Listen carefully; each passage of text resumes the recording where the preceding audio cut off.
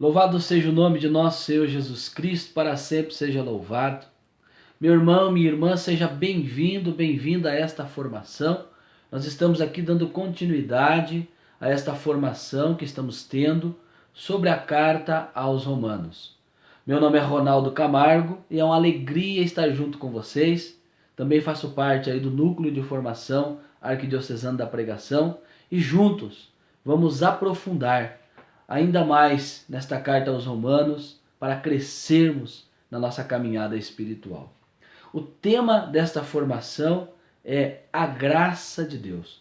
Então nós vamos ver o que Paulo pensa, qual é a visão de Paulo sobre a graça na carta aos Romanos. E para começar, vamos ler já então aqui na carta aos Romanos, eu estou utilizando a Bíblia Jerusalém, tá? No capítulo 3, no versículo 23. Paulo diz assim: visto que todos pecaram e todos estão privados da glória de Deus, e são justificados gratuitamente por sua graça, em virtude da redenção realizada em Cristo Jesus. Palavra do Senhor. Graças a Deus. Então o que Paulo está dizendo aqui para nós? Qual é a visão de Paulo nessa questão graça? Paulo, ele olha para a criatura humana, para o homem, para a humanidade e diz assim: olha, visto que todos pecaram, todos estão privados da glória de Deus. Por causa do pecado, por causa da desobediência dos nossos primeiros pais, Paulo está dizendo aqui: vocês estão privados da glória de Deus. Nós estamos privados da glória de Deus. Mas aí ele diz que nós somos justificados gratuitamente por sua graça, agora olhando para Cristo, em virtude da redenção realizada em Cristo Jesus. Então, meu irmão e minha irmã, é importante nós entendermos esta questão aqui, para entendermos o que Paulo pensa da graça de Deus. O Catecismo da Igreja, que nós também vamos utilizar aqui, no número 1996, para falar da graça, no parágrafo 1996 diz assim: nossa justificação vem da graça de Deus. A graça, diz o catecismo, é um favor, é um socorro gratuito de Deus para que possamos responder ao seu convite. Então, o que a igreja pensa sobre a graça? É este favor, é este socorro divino, gratuito. Aí vem a palavra graça, que no grego que foi escrito o Novo Testamento, principalmente a carta aos Romanos, charis, significa dom, dádiva divina. Então a graça é este socorro gratuito para que o homem e a mulher consiga responder ao convite de Deus. E que convite, meu irmão e minha irmã? Qual é o convite de Deus para nós? Ser santo. A santidade. E aqui entra esse socorro gratuito, porque Paulo está dizendo assim: olha, visto que todos pecaram e todos estão privados da glória de Deus, privados, separados da glória de Deus. Mas qual é a graça? É justamente a redenção, a remissão dos nossos pecados. E nesse mesmo capítulo aqui, no versículo 25, Paulo continua dizendo: Deus o expôs a quem? A Jesus, a Cristo, como instrumento de propiciação por seu próprio sangue, mediante a fé. E lá no versículo 26, no tempo da paciência de Deus, ele queria manifestar sua justiça no tempo presente, para mostrar-se justo e para justificar aquele que apela para a fé em Jesus. Então é Cristo Jesus que nos resgata, que nos salva, que nos redime. E aqui está a graça. Porque se nós estávamos privados da glória de Deus, é Jesus quem nos devolve esta graça. Para entender esta questão, é importante nós olharmos e pensarmos assim: qual é o sonho de Deus? Qual é o plano de Deus? Qual é o projeto de Deus para a vida do homem e da mulher? O projeto de Deus para a vida do homem e da mulher é a santidade, é a vida eterna, é a comunhão com Ele, é a intimidade com Ele. E é justamente isso que a igreja ensina, por exemplo, no Catecismo, no número 356. Lá está escrito assim, ó: o homem chamado a compartilhar a vida de Deus. Qual é o chamado? Qual é a vocação? Compartilhar a vida de Deus. E o Catecismo continua, no mesmo parágrafo: o homem foi criado para este fim, para compartilhar a vida de Deus. Meu irmão, minha irmã, o sentido da tua vida, o sentido da minha vida, da nossa existência, porque nós fomos criados à imagem e semelhança de Deus, é justamente compartilhar a vida de Deus. A igreja está dizendo aqui, é para este fim que nós fomos criados. Às vezes nós ficamos perguntando: por que eu estou aqui? Por que eu existo? Qual é o sentido da minha vida? É ser santo. E no parágrafo 374, a igreja continua dizendo que Deus colocou o homem no paraíso. E neste parágrafo e nos parágrafos seguintes, a igreja vai propor que este paraíso é o estado de graça, é o estado de santidade. Isso antes do pecado. Colocado ali nesse paraíso, o homem criado bom, em harmonia, harmonia consigo mesmo, harmonia com Deus, harmonia com a criação, porque não existiu o pecado, não existia essa inclinação da concupiscência. Estava ali em amizade, constituído em amizade com Deus, uma familiaridade com Deus. Este é o estado de graça, de santidade original. Desde toda a eternidade Deus nos criou para isso. E é por isso que Paulo fala que privados da glória de Deus. Por quê? Porque, meu irmão e minha irmã, aqui entra o pecado, a queda. A partir da queda, o homem, os nossos primeiros pais, pelo pecado original, nós recebemos esta natureza decaída por causa do pecado. Nós também estamos privados da glória de Deus. E o que foi a queda? A queda foi desobedecer justamente a vontade de Deus, o plano de Deus, o sonho de Deus, que era viver em comunhão, em harmonia, em amizade com Ele. Adão e Eva, os nossos primeiros pais, desobedeceram. Satanás, que ali, com uma voz sedutora, obedecendo a voz de Satanás, que disse: ó não, Deus bem sabe que no dia em que vocês comerem desse fruto, vossos olhos se abrirão, sereis como deuses. E a igreja ensina então que por trás da desobediência dos nossos primeiros pais, há essa voz sedutora, deste anjo que também foi provado e foi desobediência por orgulho, e trouxe isso para os nossos primeiros pais, que foi o pecado do homem, o pecado de Adão e Eva, que acarretou consequências não só para eles, mas é o pecado original, consequência para toda a humanidade, porque ali em Adão e Eva está todos nós. Então houve esta ruptura, como escreve Paulo aqui, esta privação da glória de Deus. Qual foi as consequências do pecado? Ficaram com medo de Deus, se esconderam de Deus, vai dizer Gênesis capítulo 3, perderam a harmonia estabelecida, aquela graça, aquela justiça original, aquela santidade original foi destruída. O domínio das faculdades espirituais da alma sobre o corpo foi rompido, porque eles ficaram com vergonha, viram que estavam nus, ou seja, houve um desastre ali, meu irmão e minha irmã, este pecado original, e toda a humanidade passou a ficar submissa a Satanás, ao demônio, ao pecado, ao autor da morte.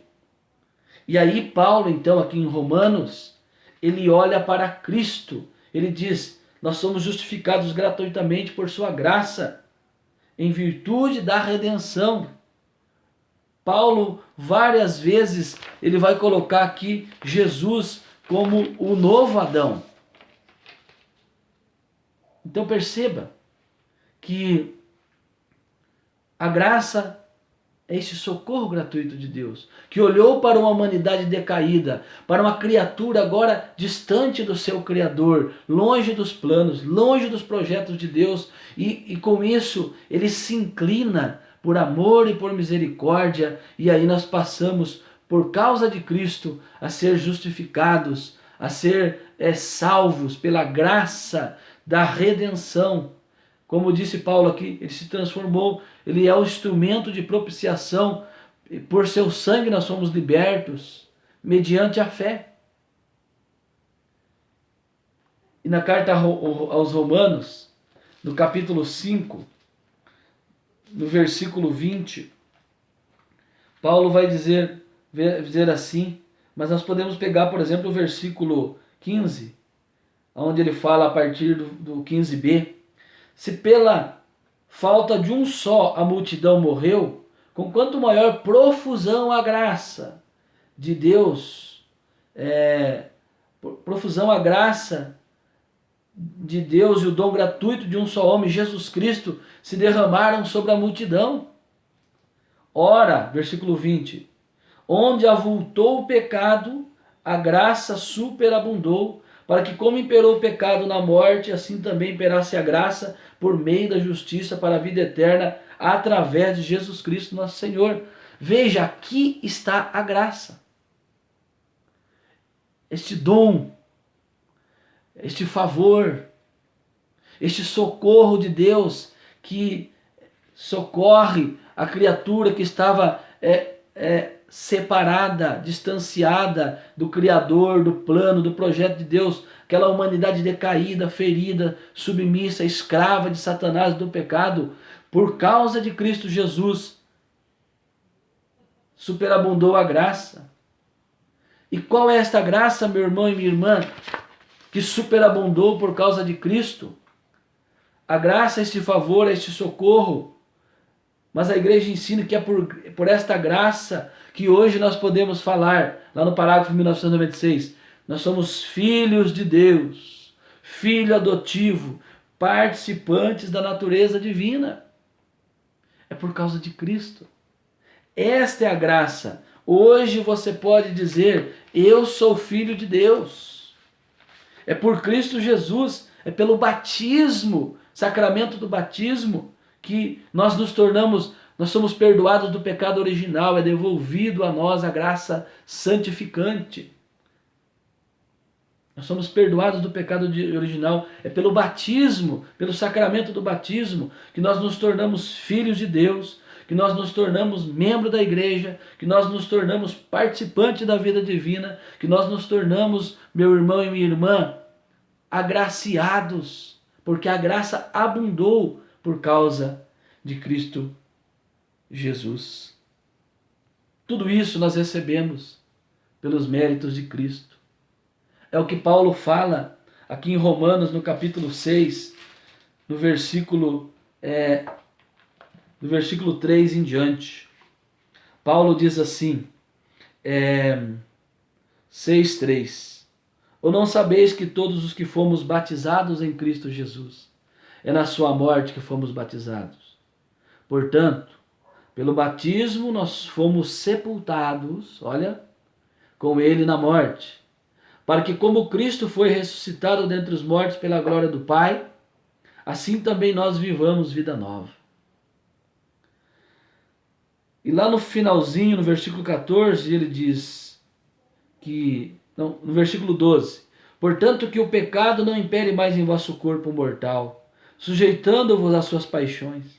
Nem entregueis vossos membros como armas de justiça ao pecado. Pelo contrário, oferecei-vos a Deus como vivos provindos dos mortos, e oferecei vossos membros como armas de justiça a serviço de Deus. E o pecado não vos dominará, porque não estáis debaixo da lei, mas sobre a graça. Então veja, primeiro pecado tirou o homem da amizade com Deus, fez o homem perder a graça santificante, a graça da santidade original.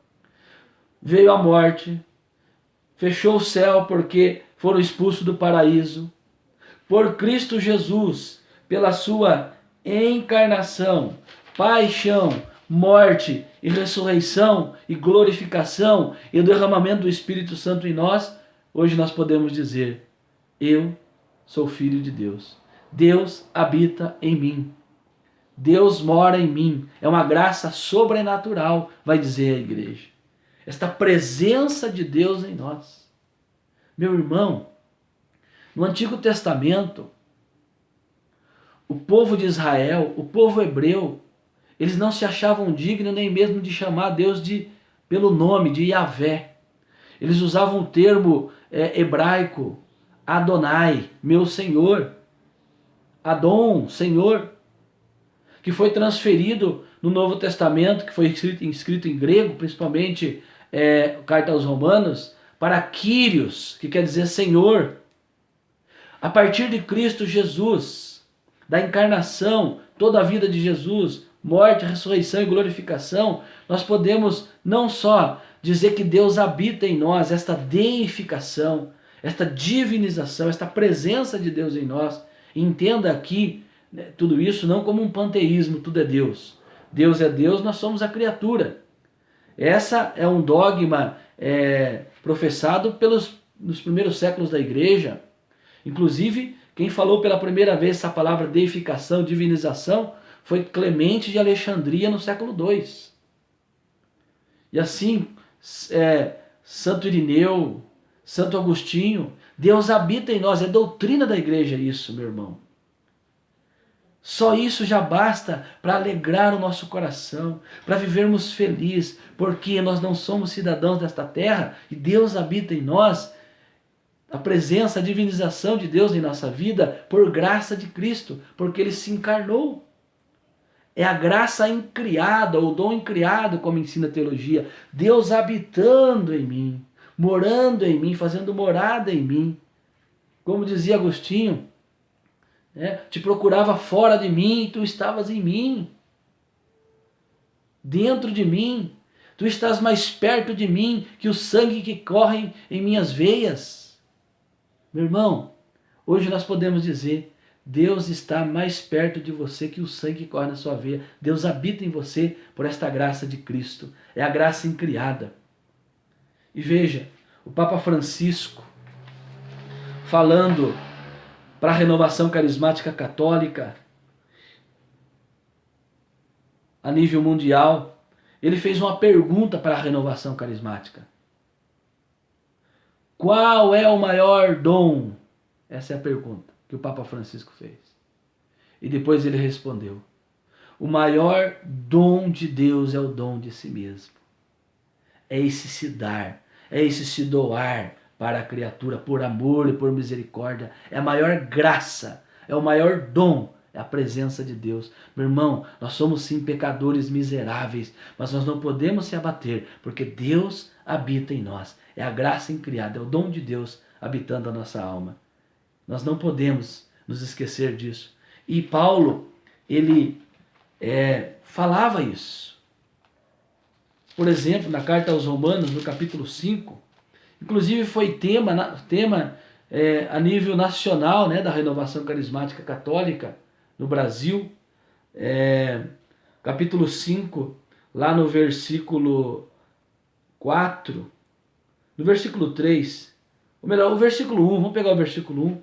Paulo diz assim aos romanos: tendo sido, pois, justificado pela fé, estamos em paz com Deus por nosso Senhor Jesus Cristo, porque tivemos acesso pela fé a esta graça. E eu estou com a Bíblia a Jerusalém, e esta palavra pela fé a esta graça, a graça aqui no rodapé da Jerusalém diz que é o favor de viver na amizade divina, o estado de graça. Então a presença de Deus, na qual estamos firmes e nos gloriamos na esperança da glória de Deus.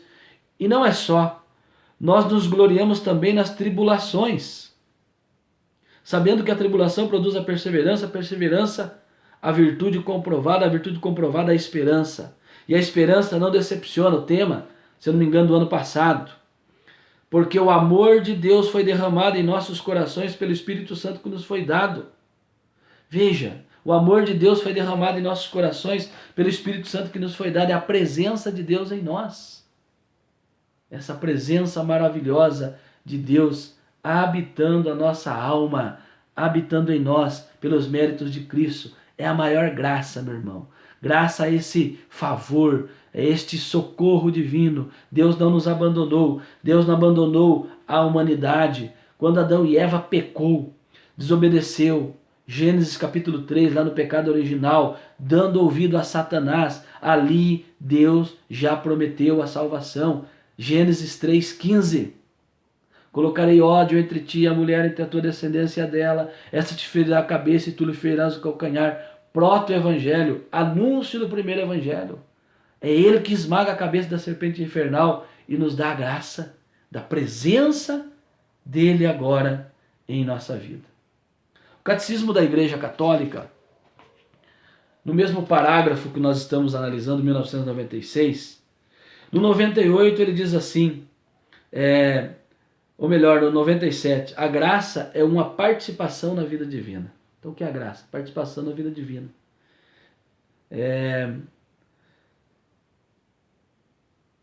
E também a igreja diz que esta vocação, este chamado para a vida eterna é sobrenatural. É sobrenatural. Depende integralmente da iniciativa gratuita de Deus, pois apenas Ele pode se revelar e dar-se a si mesmo. Então Deus se revela e se dá a nós. É graça, é sobrenatural. E a igreja na doutrina, aqui no catecismo, ensina que tudo isso ultrapassa as capacidades da inteligência e as forças da vontade do homem, como também de qualquer criatura. Gente, é sobrenatural. Deus habitar em nós. É uma graça maravilhosa.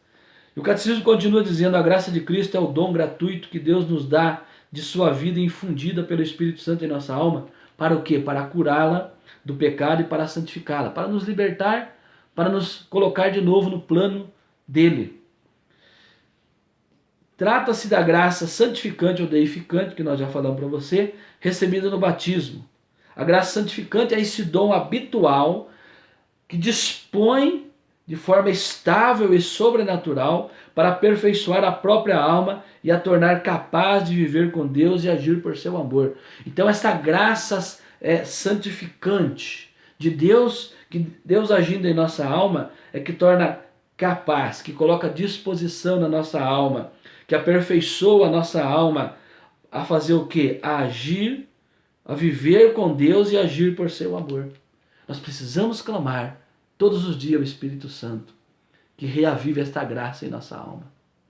Mas a igreja também diz aqui que nós devemos distinguir a graça habitual, essa disposição permanente para viver e agir conforme o chamado divino, e as graças atuais. Então, além da graça santificante, desta presença de Deus agindo em nossa alma, que é algo sobrenatural, a igreja também coloca aqui que existem as graças atuais. E o que é as graças atuais? De que formas elas agem em nossa alma? Através das intervenções divinas, que na origem da conversão, que é no decorrer da obra de santificação. Então a graça atual é justamente essas intervenções divinas em nossa alma. Veja, da mesma forma, quando Deus criou, né? Criou do nada, a criação. Na criação existe uma presença de imensidade. Deus está cuidando da criação. Ele não abandonou a criação. Não dorme o guarda de Israel. Já diziam, né, os antigos, que se Deus dormisse, quando ele acordasse, a criação já não existiria mais. Então Deus, ele cria, não só cria, mas ele está ali cuidando da criação. É um mistério. Da mesma forma, a presença de Deus em nossa alma não é algo inerte, algo parado. Mas Deus age em nossa alma. É a graça atual. É aquilo que Paulo, na carta aos Romanos, você já leu isso muitas vezes, lá no capítulo Romanos capítulo 8, lá no versículo 20, 26, ele diz assim: assim também o Espírito socorre a nossa fraqueza, pois não sabemos o que pedir como convém. Mas o próprio Espírito intercede por nós com gemidos inefáveis, e aquele que perscruta os corações sabe qual é o desejo do Espírito, pois é segundo Deus que ele intercede pelos santos. Palavra do Senhor. Então veja, é este auxílio, a graça atual é este auxílio do Espírito em nossa alma, nos conduzindo a fazer a vontade de Deus. Então veja só, meu irmão e minha irmã, que quanta graça nós recebemos por Cristo Jesus. A graça incriada da habitação de Deus e a graça atual que age em nossa vida. E a Escritura desenvolve esta temática recorrendo à imagem de Deus. Como que age esta graça atual? Por exemplo, a graça atual abre o nosso coração, o coração do homem, para que o homem possa fazer o quê? Compreender a palavra do Senhor e dizer-lhe sim. Então é a graça que age em nós, na nossa alma. Existe a nossa liberdade? Existe. Nosso livre-arbítrio? Sim, Deus respeita. A graça vem, toca em nós, nós tomamos a decisão pelo nosso livre-arbítrio através da graça e fazemos a vontade de Deus. Tem alguns exemplos na palavra de Deus. Lucas 24:32. Os discípulos de Emaús, e um voltando para Emaús, desanimados, abatidos, cansados, disseram um ao outro: não ardia o nosso coração quando ele nos falava pelo caminho, quando nos explicava a Escritura? Arder o coração, sentir a voz de Deus falando, é graça atual agindo em nossa vida. Por exemplo, uma outra imagem bíblica da graça atual agindo é a visita de Deus. É a visita de Deus. Lucas capítulo 7:16. Todos glorificavam a Deus dizendo: um grande profeta surgiu entre nós e Deus visitou o seu povo. A visita é um encontro com Deus que traz salvação a ser acolhida com fé. Lembra aquele momento que você está rezando, aquele momento que você está na Santa Missa, aquele momento que você, depois de uma confissão, ou depois que você escuta uma palavra de Deus, uma pregação, ou lendo um livro, você se sente visitado, impactado por Deus, com desejo de santidade, desejo de ser melhor, de testemunhar, de dar vida por Cristo. A visita de Deus é uma graça atual agindo na nossa alma, nos conduzindo a Deus, Ou se não, aquela iluminação da mente e do coração para entender aquilo que Deus tem para nós. Um outro ponto importante também, que é a graça de Deus agindo, é um chamado ou convite.